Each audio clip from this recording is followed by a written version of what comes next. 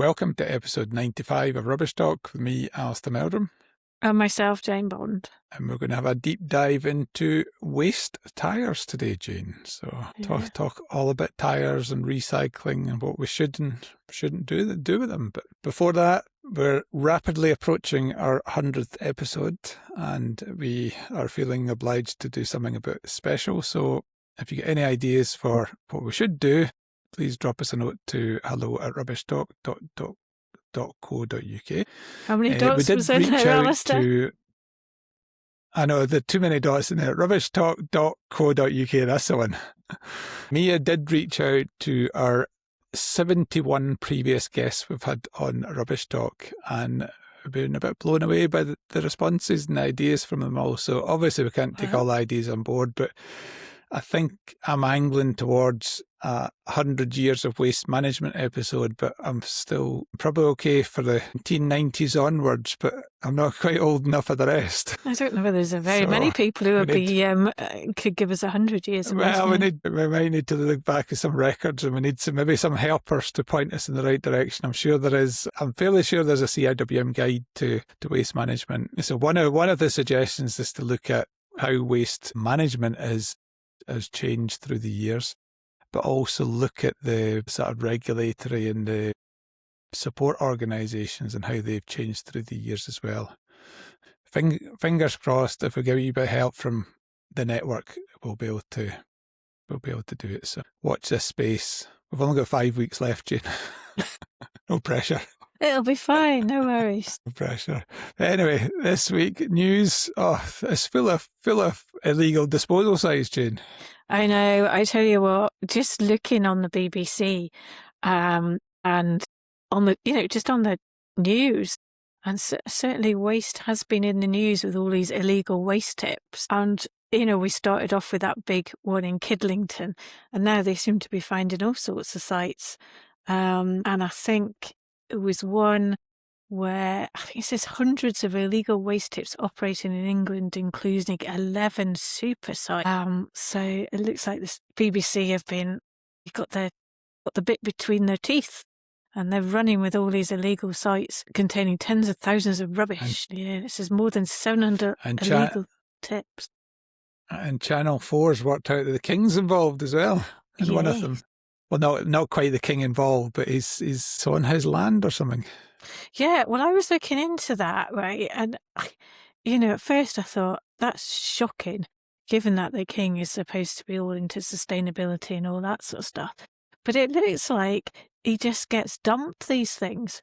So he's the Duchy of Lancaster, and he collects assets of people who die without a will or next of kin. So, within the historic county Palatine of Lancaster in northwest England. So basically he gets dumped on. And you think that kind of it seems that you could have all sorts of stuff in there. But apparently he's shaking all responsibilities and saying it's a really old law that says he doesn't have to do anything. And he's trying to pass it on to Wigan Council. Apparently there's an ancient feudal legal framework dating back some 750 years. It's like, okay. So basically, I think it's just going to sit there. And perhaps if we shame the King into doing it, then, perhaps we can get that sorted. There was something out there I read about the Environment Agency's view is it's up to the landowner to deal with it. And it's like, it's not exactly that fair on the landowner if the landowner's not at fault, is it? Particularly if he's been landed with it. Absolutely. Mind you, to be fair, he has got plenty of money. Yeah, he should be able to afford it. I ended up replying in a post to Bart Schofield, who is an HR recruitment person. He put up a big post about the waste crime. And I sort of put a comment to say, look, it's all very well that the Environment Agency seems to have totally dropped the ball on this. And I think a lot of this comes back to COVID times where officers weren't out in the ground and dealing with things. But someone's driving that, what's driving that crime? What's driving it is that customers are not paying the market rate for managing their waste. Yeah. So we've got a landfill tax going up 1st April this year to £130.75 a tonne. If you're getting a disposal rate of less than that, there's something going wrong. That waste is not going to the right place. So I think there are main waste producers or any waste producers need to take a bit of responsibility in terms of actually where their waste is going to. And they do have a legal requirement under duty care to do that. So, it's not easy, isn't it? I was just going to say, the thing is that people don't get that. It's like we were talking about before. They don't get into their heads that it is their waste. It's the council's waste. We had some discussions actually, and people were saying, oh yeah, but when I put my waste out for the bin men to collect and it's windy and the bin tips over, that's not my responsibility, that's the council's. And I'm like, well, no, it's your responsibility. You've put the bin out there. Yeah, but it's got to be collected. I was like, yeah, but it hasn't been. Until it's been collected, it's still yours. But yeah, it's that responsibility. That's the problem. The way waste is everybody else's problem, I think, isn't it? But I think one of the things that got me thinking was back to when I ran landfill sites. We would see a regulator probably about once a month. And if it'd been particularly wild and windy and all the rest, we used to get our backside kicked from here to yonder because the site was a mess. But generally, what we did was as long as we tidied up and sorted the issues that were there before the next visit, we were generally okay. And what we'd quite often do is, if we knew things were going on in the area, we would share that intelligence with the SEEP officers, so they would have, a good handle on what was going on in the area. But I think that's totally lost now. I know sites that have not seen a SEEP inspector for years. And then when they do come in, they're sort of nitpicking over things, and there's not that relationship built up with the waste operators. Definitely when I was on site, if I wanted to know something about what was going on, I just had to drop the word to a few drivers to say, can you find out? And within a few days, I would find out exactly what was going on. And then I would decide whether I needed to go for a wee drive in the car to find out. And that, I know there's people in the industry that, still very much operate on that basis, but that seems to be totally lost in the sort of regulators. So I think it's the experience, isn't it? They've lost experience in the regulators a lot of the time. Or the ones who are actually going out on site anyway. But how do they build? They don't get that experience if they're not going into site. Well, exactly. Yeah. They don't learn the complexity of the operation and how difficult it is to manage a waste facility. At the end of the day, it's not the waste companies that produce that waste. They get it thrown at them, and they have to try and manage it and all sorts of weathers and so on. So anyway, so we were talking about coming on from that. There's also Let's Recycle, looking at how enforcement powers could be used to actually prevent waste being deposited in the first place. And they're saying that the Environment Agency has only used this enforcement power, which is unique, to prevent waste crime 6 times it's been granted in 2018. So they can actually issue a restriction order so that, if they see an area which has been tipped on, they can actually put a restriction order on companies so they cannot go in that area. It was most recently used at the Kidlington site because they applied for a restriction order in October 2025. But again, if it's only been used 6 times since 2008, that's not very much, is it? Given that was that not one of the things? Yeah, was that not one of the things the Environment Agency raised at the House of Lords inquiry about the waste, that they didn't feel they had the right powers? And I think when I interviewed Samantha Riggs on episode 86 about waste crime, she was very much, yes, they do have the powers, they're just not using them properly. So yeah, it's interesting. I was just going to say, in section 109A of the Environment Protection Act, that's where it's all come from, and that's a long time ago. I know. I noticed a post from Anna Willits, former president of CWM.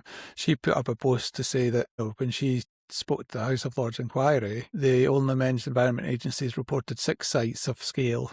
And then when the BBC has gone to the Environment Agency with an EIR request, which is an environmental information request, they've told them about 11 sites. So clearly they knew about 11 sites all along. Yeah. So, well, yeah. So all seems to be a bit of a mess. And then much closer to home, I noticed the Scottish Environment Protection Agency released an appeal for information for two loads or two amounts of waste that were dumped, one at Moorfield Industrial Estate in Kilmarnock between the 22nd and 29th of December, i.e. over Christmas period, and then one at Lugar down near Cumnock, and they're looking for information about vehicles between 4 and 6 on the 30th of December. And it looks like, from the pictures, it looks like a full load of waste that's been dumped. So if you imagine 30 tonnes of waste, £100 a tonne, that's £5,000 of disposal costs been avoided. So you can see why the waste criminals are doing it, which is all a bit depressing. And I'm convinced, I've not been back in daylight since, but when you drive north from Ayr on the bypass, there's a JST place with all the logging equipment. And then you look across to the airport, there's someone on the land just between GST and the airport that looks very suspiciously like quite a big quantity of waste. But I might be totally wrong. I need to see it properly in daylight and actually just stop the car and have a good nosy. Yeah.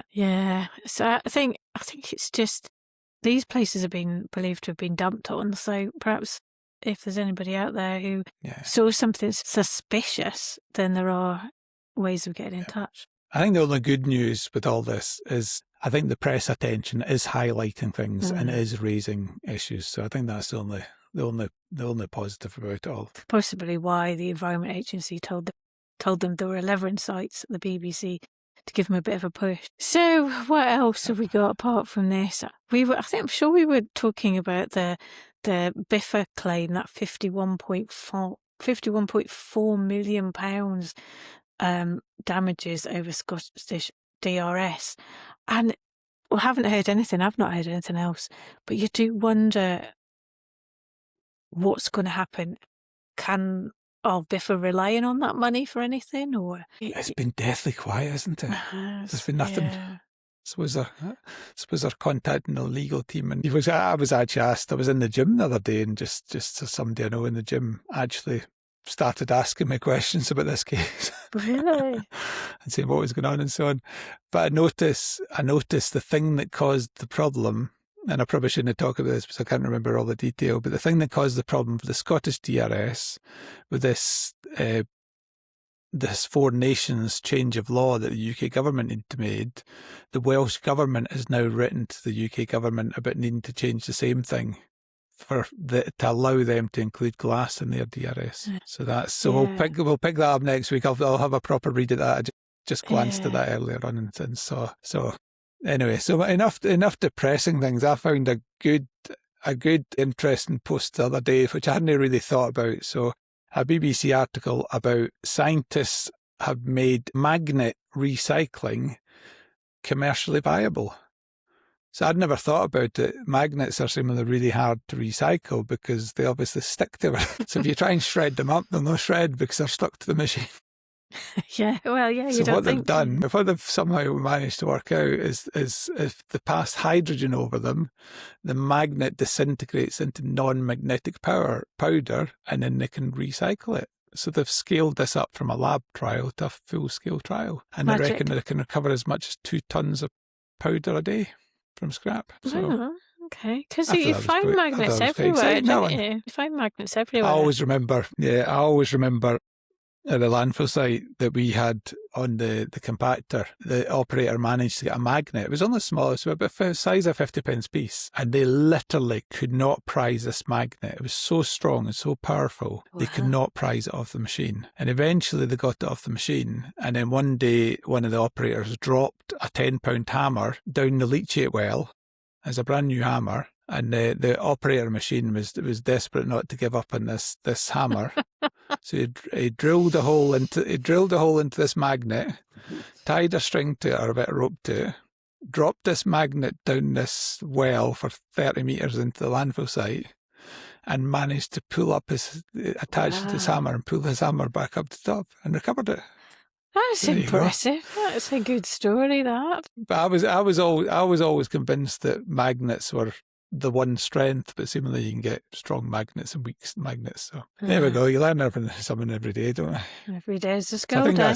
I think that's us for news, isn't it? So we're going to talk about tyres. And tyres triggers me ever so slightly that we get charged for a tyre when we dispose of it at the garage, and then we seem to continue to export vast quantities to far off places. So what we're going to talk about today, we're going to talk about what happens to tyres once your garage sends them away, what recycling treatment is available in the UK, what's the issue with export, and why we should maybe try and reduce that, and then talk about the disposal fee I've just talked about and landfill ban, because that was quite an important bit for how we managed tyres in the UK when that ban came in place. So first of all, headline figures, Jane, where are we? So the UK produces around 50 million waste tyres annually, and that's equivalent to roughly 680,000 to 700,000 tonnes of end-of-life tyres each year. That's a lot of tyres, 50 million waste tyres.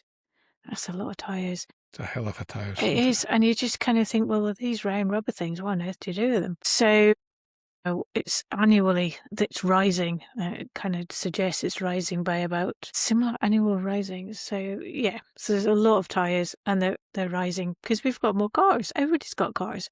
36 million tyres are changed per year, but that it says it excludes commercial vehicles. So we are looking at around about 50 million tyres, depending on whether you take ordinary tyres, whether you take... The thing with some of them, though, these tyres that you have on tractors and, trucks and stuff, they're just enormous. When we're looking at a site which wants to take, the excavators, the rubber track tyres, well, so it's not tracks, but the rubber tracks and how tracks. Yeah, and it's all still connected to the actual metal bit itself, so it's like, how on earth do you, take that off and recycle that rubber tyre? That's quite interesting, quite a challenge. Things you don't think about. Yeah. I think there's probably two waste streams of tyres, if you like. There's the car and small van waste stream, if you like, and then there's the all sorts of commercial and industrial type vehicle tyres as well. That's probably a more specialised thing. But in terms of where they go, so there is a domestic recycling and repurposing, which will come on to a bit more detail. Relatively limited, and actually, when I did a bit of a deep dive into this, the amount of information out there is fairly poor that comes up. So if they are operating, they're operating in secret, or not quite in secret, but they're not exactly singing and dancing about it. There's huge quantity exported, is the estimated 300,000 to 386,000 tonnes that are exported annually, much of that to India. And the source from a lot of this information was a House of Commons report, so there's obviously been a bit of an inquiry into tyres, because there is a lot of concern about illegal disposal, fly tipping, and lots of issues across the country about tyres. And the thing with tyres is you illegally tip off 100 tyres. Nobody knows where these tyres have come from. There's no way of IDing them and chasing it back to garages. But before we go on to recycling, Jane, there is a reuse market. Well, there is, and it's not just about the farmers putting it on their silage covers to hold it all down. There's a limit to how many tyres you can put on there. But there's also resale market for used tyres that's still got a bit of legal tread on as well. I suppose it's hire cars and things like that, and company cars.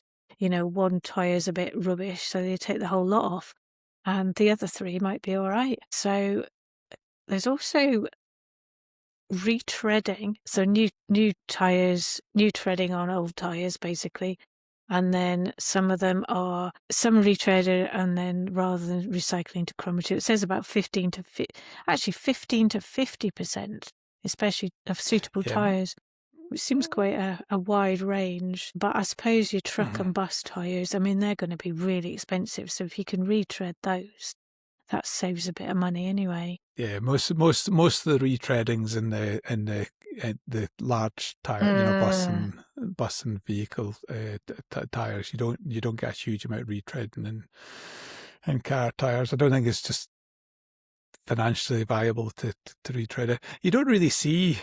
I remember years ago when I used to run an old car. A long time. This is going back a long time. There was garages you went to, literally they bought in tyres and worked out which ones still had illegal tread, and you bought your tyre for a tenner rather than Yeah, £30 for the new part one at the one time. So tyres. Everybody had yep, part one yep. tyres. You don't really see. No, You don't do really you? see signs for that anymore, do you? No. I think people are probably a bit nervous about that, and I think that's where the tyre companies come in. The safety side of a tyre. They're selling a tyre on safety side. So do you really want to have 4 retreads on your tyre on your car when you're going along at 70 miles an hour? So in terms of what happens if tyres are recycled, it's because they're generally the metal is removed, they're cut up and then generally shredded, and they're made into rubber crumb and granules, and that can be used in things like sports pitches, playground surfaces. Bit of work being done and incorporating it with road surfacing. What happens to the road surface when it's degraded, I'm not quite sure, but there's things like that. The steel and the textile fibre can be recovered for recycling. And it's estimated about 37% of UK tyres are recycled into secondary materials in the UK. So 37% are recycled, which is reasonable. Not too bad, yeah. But then in terms of tyre-derived fuel, which is the other market in the UK, where tyres have a high calorific value, so they're used as a fuel replacement in high-temperature industrial processes like cement kilns, and it's estimated about 17% of tyres go into cement kilns. So if you can do the maths in your head, we're just over 50%, 54%. So the other 46% generally goes for export. Yeah. And I stole your bit there, Jen, sorry. You did, actually. I've got my bit here, actually. It says exported overseas, mostly India. I don't know why India. Yep. Why do India want all these tyres? Well, they seem to have a big pyrolysis market, don't they? They seem to do loads of pyrolysis, and the suspicion is it's not always up to standard. Yeah, I suppose so. So, do you know, it'd be interesting to read actually what happens, whether you can actually break it all down, back into oil rather than having to just crumb them or whatever. But anyway, it's your turn next. You're taking my bit. I'll leave you on. So I think we've actually covered that. So in terms of if you do recycling, they're basically, metals removed, made into crumb. Yeah. But I was going to, one of the ones that had occurred to me that we do for the reuse side, Jane, is there was quite a lot of interest in the construction sector for using bales of tyres instead of stone gabions and so on. Okay. So it's probably going back a few years that you compact the tyres and bale them. And I was always I always thought that, somebody explained this to me, I always thought when you baled these under high pressure and strapped them together, I always thought if the bands broke, the tyres would just sort of pop back up. Yeah. But seemingly tyres, but no, they don't seemingly ping out. They don't. There's the type of material is they just sit there even if the thing breaks. So there was a lot of use of that. I think that had to be done under a sort of waste management licence exemption, but you don't really see that anymore. So I think that's maybe been stopped. I'm not totally sure. So I think you were going to have a wee chat about what happens in India, or what we think happens in India. That's where I got lost last week when I was researching this. Yeah, so I suppose what does happen in India? I mean, why do we export them to India? But it looks like we can bale them and ship them as whole tyres. So, if they're baled, they're in some way, it's okay to export them. They're supposed to be shredded and properly processed for recycling. So in terms of if you're sending them as a recycled material or going for recovery, then they should be shredded. But do you know what? Tyres are quite difficult because it's not just the rubber, is it? It's all the steel and everything, all the fibres and everything like that. I think they're not an easy thing to take to pieces. Pyrolysis or fuel-related processing. So the pyrolysis, the idea behind pyrolysis is it heats it up and you get an oil out of it, and then you can use that oil for, it can actually be quite contaminated. There's quite a lot of contamination in there, which is kind of like sulfurs and nitrous oxides, chlorines, heavy metals, and all that sort of stuff. So they don't you can use it as a very low-grade fuel, apparently, but otherwise you have to distill it or take it to a refiner, and the refiners aren't that keen on it because there are quite a lot of things in there that don't go down very well in the refining process. So I guess perhaps they're using it as low-grade fuel. I don't know. And I think realistically, that's what's yeah, that appears to be what they were doing, and I think the concern is some of the sites are pretty poorly regulated. Although I believe India's tried to sort of clamp down on that, and there is changes. Again, there's changes with the Environment Agency, and most of the export goes out from England in terms of how they're regulating this. There is changes there, but I thought we're trying to keep these to 40 minutes and not do an hour and 40 minutes. I thought I'd better not include that bit. So I suppose the sort of key takeaways is we produce a hell of a lot of tyres, over 50 million tyres, approximately 700,000 tonnes annually. Much of that, half of that approximately, is exported. So we're exporting our problem. We're not dealing with our problem. We're not keeping the financial value of doing that reprocessing in the UK. We're exporting that to probably a country that's got poorer environmental standards than we have. We do have domestic recycling capacity in terms of shredding and granulation, but and then we've talked about the sort of reuse options. But I thought it'd be quite interesting, Jane, from our backgrounds, to talk a little bit about a landfill ban and why that came in and happened for tyres. Yeah, So that was part of our careers. I know it's been a long while since the ban of tyres was put in for landfilling, round about probably about 20 odd years ago, and that was part of the landfill directive. They couldn't be disposed because there was a lot of issues with fires, and also if you put a lot of tyres in, landfill site tends to bounce as well, and also there's lots of differential settlement around it and all sorts of problems. So that's why they didn't like tyres. They used to be able to take them as landfill engineering, like Alistair was saying about the potentially drainage and that side of things, but realistically, and that's the thing, is they don't take them in landfill sites. The local councils don't particularly want them because it takes a lot of money to actually get rid of them somewhere, because they're not cheap to get rid of tyres. So it's like, why? Who deals with them? What? I remember we used. Sorry, June. I was going to say, I remember we used to use them to protect the liner in the landfill site, and we used to put a layer of tyres as a bit of a drainage and a protection layer. And then an engineer from a consultancy worked out that a layer of tyres on their own didn't provide enough drainage, and you needed 2 meters of tyres. And I was like, I always wondered if that was just a scam to dispose of 2 meters of tyres as an engineer material, or if it was genuine. But I think it was actually genuine, that porosity of tyres when they're squashed up wasn't that particularly good. So you did actually need more to make the drainage. The landfill would bounce. Yeah, in our time it was always the thing, and you used to get every so often you'd get a skip in with a tyre at the bottom, you'd have to pull it out, and it was okay if you were using them for putting over the liner, but if you weren't using them, you ended up at a disposal point. So in terms of, I mentioned briefly at the start, so most listeners will know that when you take your tyre, or when you take your car to a garage to get tyres replaced, you will generally be charged a fee. And that ranges between £1 and £5 per tyre, and that is to allow the garages to safely dispose of them. What I would suggest is probably most of the population don't actually realise we're not really recycling them in the UK, we're exporting half of them around the world, and it's whether they'd be prepared to pay a bit more to make sure they're dealt with properly. I think that's the thing, isn't it? Is like, people, I had 2 tyres fitted just a couple of weeks ago, and he says, yeah, 2 tyres, yeah, fine. No, I don't even think about the old ones.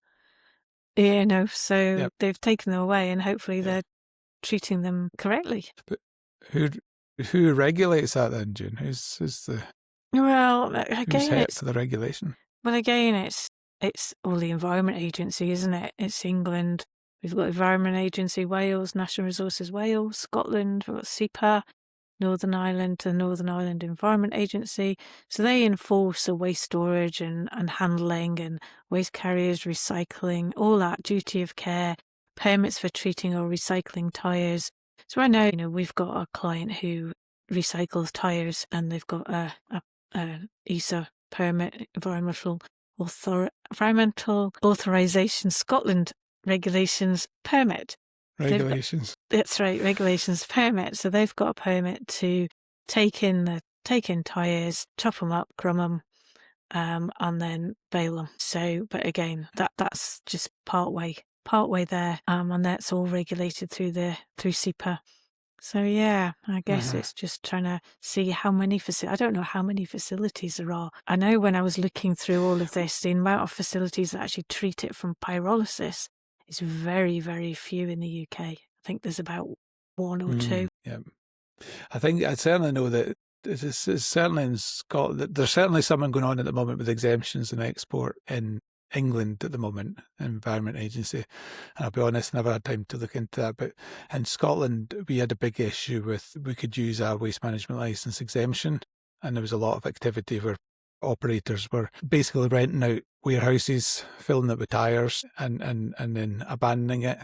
There was a infamous story, which I believe is correct, where the Commonwealth Games in Glasgow came within hours of being cancelled because of the massive waste tyre fire on the flight approach into Glasgow Airport, and it was right beside the power cables that supplied most of Glasgow, and that came in within that was a couple of days before the Commonwealth Games started, and there were serious concerns it was going to wipe out the power supply into Glasgow. So that was the last big one I sort of remember. But we had an incident here at Albion with so there's a client contacted us about a site in, I think it was Irvine, and we were trying to help him with his waste management licence. He wasn't giving us information in terms of what he was doing with the tyres once he collected them all. Eventually, after not being paid and whatever else, we withdrew. Fortunately, I had the sense to message SEPA and say we have withdrawn from acting from this client and we're no longer doing it. And then a year later, 2 SEPA officers turned up with their badges to interview me under caution and get all the information off my computer so that they could prosecute this guy. And they did actually prosecute the guy. So it ended up costing us money. We acted for a client, we never got paid and got dragged into it. But he was quite a scary chap. He used to drive to the office here, park right in front of our doorstep and barge into the office and demand help and assistance. And then, so not a very pleasant character. So, but certainly in Scotland, the exemptions, yeah, no, it wasn't a nice character. He did that, which is relatively common. It's happened to me a couple of times when had been at sites of that, where if you went to the site, he pretended that his wife and his daughter was coming to the site after school. And I'm fairly convinced it wasn't his wife and daughter. I'm fairly convinced it was some woman with a daughter that was asked to come to the site and pretend to be the wife and daughter. So they're quite cunning in a way, but certainly the exemptions, the removal of the exemption in Scotland's tightened things up so that companies do need a license. But I'm sure if there's money to be made here, then the corners will be cut, I'm sure. So I'm sure there's people with horror stories about illegal tyre disposal out there. Yeah, I'm sure there are actually, because like you say, what do you do with tyres? There's not a lot. And I think the thing is, a lot of this is because it's cheaper to export it over to India, for instance, than it is to actually treat it in the UK. Because I'm sure there's lots of capacity here to actually process these tyres, but because it's cheaper to send them abroad, then why? So they reckoned that House of Commons report I was looking at, they reckoned 150,000 tonnes of capacity in the UK is not used. It's dormant at the moment. And it's dormant because it's cheaper to send to India, which is pretty shocking. Yeah. So it says here, the UK receives about £13 million in revenue from baled tyres sent abroad. If those end-of-life tyres were processed in the UK, even if the resulting products were exported, the revenue would be over 250 million. That's not bad. So what that says is we're getting 13 million for sending them abroad, but if we actually did the work in the UK, it'd be a benefit 250 million. Yeah, that's what it sounds like, yeah. So why the hell are we not doing that? What's I think wrong? that leads into the rant of the week, Jane, does it? Must do, must do. The rant of the it must, I think. So the rant of the week for me is, we've got a waste stream that's very easy to define. Okay, it's a wee bit complicated because it's got some rubber and it's got some metal and maybe some fibre in it. But we've got a waste stream. Why the hell are we not investing in processing equipment and infrastructure in the UK and keeping that economic activity in the UK and doing the job right? Instead, we seem to accept that we can send it 50% to India. I was looking at this tyre pyrolysis oil and the fact that you can do something with the tyres. And I know, you must be able to do something chemically to break down the rubber and everything. And it's whether or not actually getting over the hurdle of the contaminants in the tyres can actually be, that hurdle can be got over, so we can actually recover, and recycle, not just chop them up and use them in playgrounds and stuff, but actually recover the raw material itself. But you're only going to be able to invest in that if you know you've got a good return. Yeah, well, absolutely, and you know that. Can you imagine you turn up at the garage, you've swapped 2 tyres like you, and you've got a £10 fee at the bottom, and it's to send these to India to be burnt in some backyard in India. That's not what the public are expecting. They're expecting that £10 fee for them to actually be, recycled and properly done. So I think that the tyre sector's got a big, they need to step up and take responsibility for the waste stream. That's my rant for the week, I would say. It's actually interesting. Again, I was looking into this, and it talks about the different contaminants. So sulfur kills the fuel value. So there's too much sulfur in it, so it really cannot be used directly. The chlorine kills the refinery access. So chlorine produces hydrochloric acid, gets into the refinery, causes acidic issues with pipes and all sorts of stuff. And the variability kills bankability. So again, if you've got variability in your source, in your supply, then again you've got to have guaranteed supply, guaranteed feedstock. So there's so much things you can do with it though. But that's got to drive, that variability can be driven out of the market by the producers taking responsibility for their material. Yeah, absolutely. They're getting away with exporting 50% of this stuff to the UK. The bit that gets me about this is I don't understand why government agencies and DEFRA, Zero Waste Scotland and stuff don't see this as an opportunity to drive some real improvement and change on what is, as I said earlier, a very easily recognisable waste stream that is segregated. Generally, we know where they are. They're produced at tyres and garages. It's easy to get them. There's already a collection infrastructure. There's huge opportunities here. I mean, who are we, Jane? Well, we've had tyres around for years and years and years. It's not like they're anything new. There must be so much research being done, which has never actually got off the shelf or, got away from a trial. Yeah. You would like to think so. We need somebody to talk about just to finish off. Well, that's what I was going to. Just what I was going to say.